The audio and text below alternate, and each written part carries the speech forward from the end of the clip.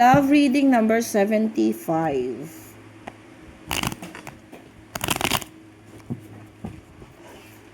One, two, three. Doon tayo sa dulo. This card showing yung energy ng iyong love life ay nasusolusyonan daw yung mga problema.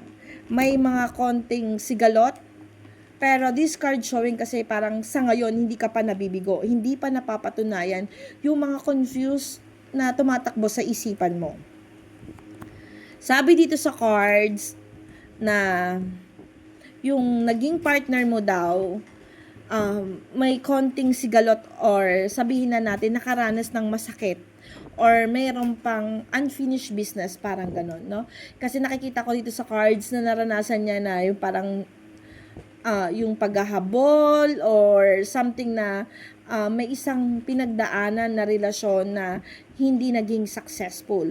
Maaari din namang itong cards na to ay sumisimbolo yung pakiramdam mo na parang ikaw yung gusto laging gumawa ng pamamaraan para maging maayos yung takbo ng inyong relasyon. Kasi nakikita ko dito sa cards na parang you feel sometimes na parang mayroong mga questions na unwanted para sa'yo, na hindi nasusolusyonan or hindi natutugunan ng partner mo. Sabi dito sa cards, patuloy mo pa rin naman daw inilalaban yung relationship na to, kahit na parang may lumalabas kasing babae dito. Ibig sabihin, hindi ka secure dun sa takbo ng relationship ninyo. Kasi merong past na involved or sabihin man natin na meron kasing hindi ka contented na tanong na gusto mong malaman regarding dun sa partner mo. Kasi may lumalabas na babae dito. Dahil nga may nakalipas siyang relationship before na parang gumawa siya o parang ibinuhos niya lahat-lahat para sa'yo.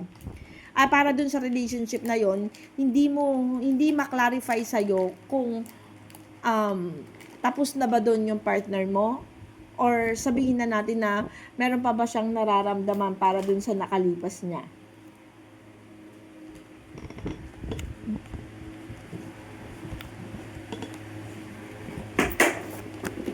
Sabi dito sa cards, buo naman daw yung pasya mo o gusto mo talaga tong taong to. Kaya lang yung judgment parang nakabaliktad. Nakikita mo naman may pagkilos sa paggalaw yung partner mo sa'yo. Gumagawa pa rin naman siya ng pamamaraan para maiparamdam yung feelings niya sa'yo. Kaya lang, you always have questions dun sa mind mo kung sincere ba ito or nagdududa ka pa rin ba dun sa partner mo. Kasi ito yung lumalabas sa cards, yung energy ng cards dito, parang hindi ka pa sigurado kung gaano ka kahalaga dun sa partner mo. Kung kaya ka ba nitong mahalin ng totoo o sincere ba sa'yo yung partner mo, no? Sabi dito sa cards, nawawalan pa rin ng pagbabalanse kasi hindi pa rin complete.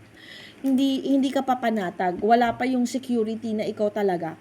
Ganun yung pakiramdam mo. Kaya etong reading na to, itong energy ng cards, parang sinasiwalat niya kung ano yung nararamdaman mo towards to your boyfriend at dun sa sitwasyon na meron sa inyo about sa relationship nyo.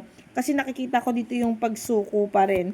Nakikita ko naman dito yung pag-e-effort ng partner mo, pero dahil nga may nakalipas siya, hindi maalis sa isipan mo yung mga maling gawa, yung maling pagkilos, yung mga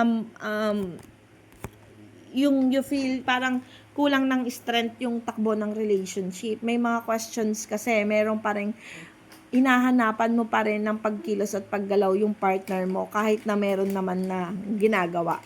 Alam mo yon, meron siyang pagkilos pero para sa'yo hindi pa rin sapat. Para sa'yo parang mas malaki pa rin yung potential na kaya niyang ibigay dun sa ex niya kaysa dun sa relationship na meron sa inyo.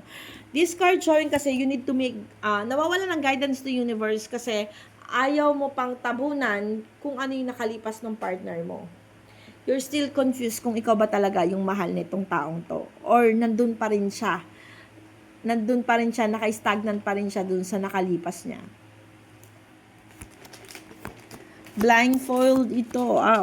Sabi dito sa cards, yun nga, maraming katanungan kasi nakikita mo hindi pa rin umiikot sa'yo yung mundo ng boyfriend mo o nung partner mo.